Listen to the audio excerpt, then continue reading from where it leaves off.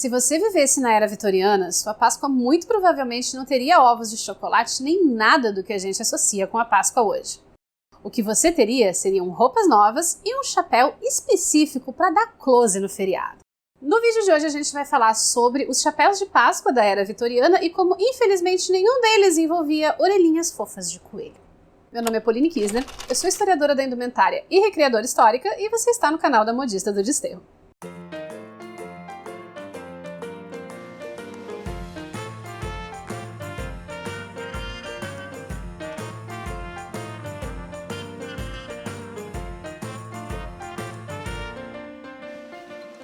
Olá, modisters! Tudo bem com vocês aí desse lado? Se você tá caindo da cesta do coelho e rolando da estrada e chegando aqui só hoje, primeiramente seja muito bem-vindo. Nesse canal, a gente fala sobre história da moda, mas o nosso foco aqui não tá tanto em saber só o que as pessoas vestiam em cada época especificamente, mas tentar entender por que as pessoas vestiam determinadas roupas, qual eram os significados que elas tinham na época, como é que essas roupas eram feitas e como é que elas afetavam o dia a dia das pessoas.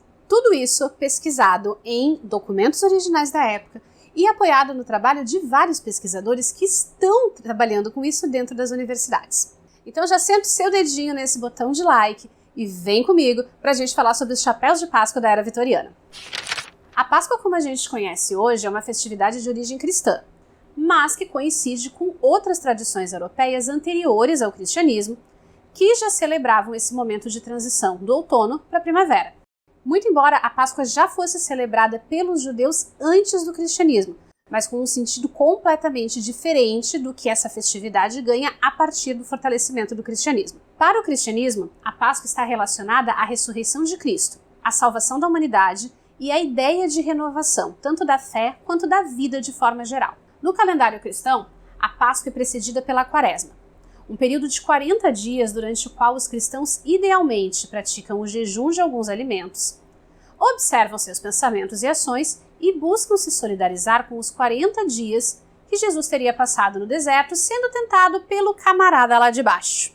Desde a Idade Média, a Páscoa era uma data que representava a saída de uma época de privações morais e carnais, mas também o fim do inverno. É daí, inclusive, que vem a simbologia dos ovos e dos coelhos, muito presente na região norte da Europa, e de coisas relacionadas à primavera de forma geral. E essa simbologia toda só vai se espalhar de fato e ser transformada num produto durante a era vitoriana, justamente pela influência dos costumes germânicos do príncipe Albert, marido da rainha Vitória.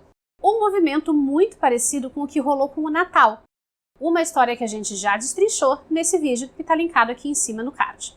Mas os ovos de Páscoa da era vitoriana não eram feitos de chocolate, meu povo. Até porque esse chocolate maciozinho, sedoso, lisinho que a gente conhece hoje, só começou a ser fabricado depois de 1873 e ainda por cima por acidente.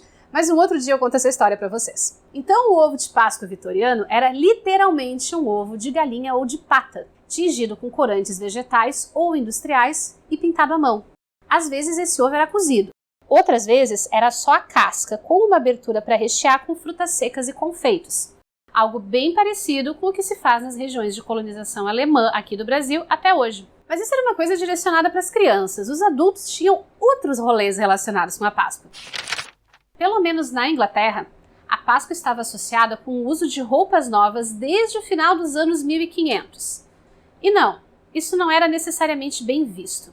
Escritores moralistas da época apontavam com frequência o quanto na época de Páscoa, até mesmo trabalhadores pobres conseguiam linhas de crédito para comprar roupas novas, e que essas roupas eram muitas vezes feitas de seda, que era o tecido mais nobre que existia na época. Então essas críticas não eram tanto pelo fato de as pessoas poderem comprar roupas novas, mas por elas poderem consumir uma matéria-prima que, idealmente, deveria ser de exclusividade das classes mais altas. No século XVIII, havia uma superstição de que se você não usasse roupas novas na Páscoa, perderia muito dinheiro ao longo do ano. E é essa a ideia que está por trás dos chapéus de Páscoa da era vitoriana. E esse é o ponto que você deve estar se perguntando, mas por que as pessoas gastavam dinheiro com roupa nova para o domingo de Páscoa? E afinal, onde é que elas iam usar essa roupa se não tinha lá muitas opções de divertimento no século XIX? E a resposta é, primeiro, nas atividades religiosas, e depois para passear no entorno da igreja, na praça, nas comemorações não religiosas que se seguiam ao culto de domingo, onde as pessoas eram vistas e notadas umas pelas outras. Nos países de língua inglesa, até hoje é comum que nas escolas as crianças façam um chapéu temático na época da Páscoa. Mais ou menos como a gente aqui no Brasil faz máscaras de coelho e orelhinhas com as nossas crianças. Mas na era vitoriana, o lance dos chapéus de Páscoa era muito mais elaborado e profissional e puxava um ramo muito lucrativo da indústria. A era vitoriana é um período da história da Inglaterra que vai de 1837 a 1901 e corresponde ao período de reinado da Rainha Vitória do Reino Unido. E uma das características marcantes desse período é a industrialização, com uma série de coisas que antes eram produzidas artesanalmente, passando a ser produzidas em fábricas, em série e vendidas já prontas ao público. E isso tem um impacto muito grande sobre a moda do período, já que muitas peças, desde peças simples de roupa até acessórios, passaram a ser produzidas industrialmente. Uma das consequências disso é que o preço final dessas mercadorias baixou em relação aos séculos anteriores. Junte a isso o crescimento do comércio, mais pessoas recebendo salários, e nós temos também um aumento do número de consumidores. Mas claro que esse processo todo não vai acontecer tão rápido quanto parece quando eu falo, e também não vai acontecer sem problemas sociais, problemas econômicos e até problemas de grande impacto ambiental na época. Mas eu não vou falar detalhadamente sobre isso nesse vídeo, porque nós já temos outros conteúdos aqui do canal que acabam abordando esse tema de alguma forma. Nas revistas de moda da era vitoriana, que faziam o papel de disseminar tendências de moda como a internet faz hoje em dia, Páscoa era sempre sinônimo de chapéus novos. E todos os anos, já em novembro, essas revistas publicavam gravuras com as tendências para os chapéus do ano seguinte.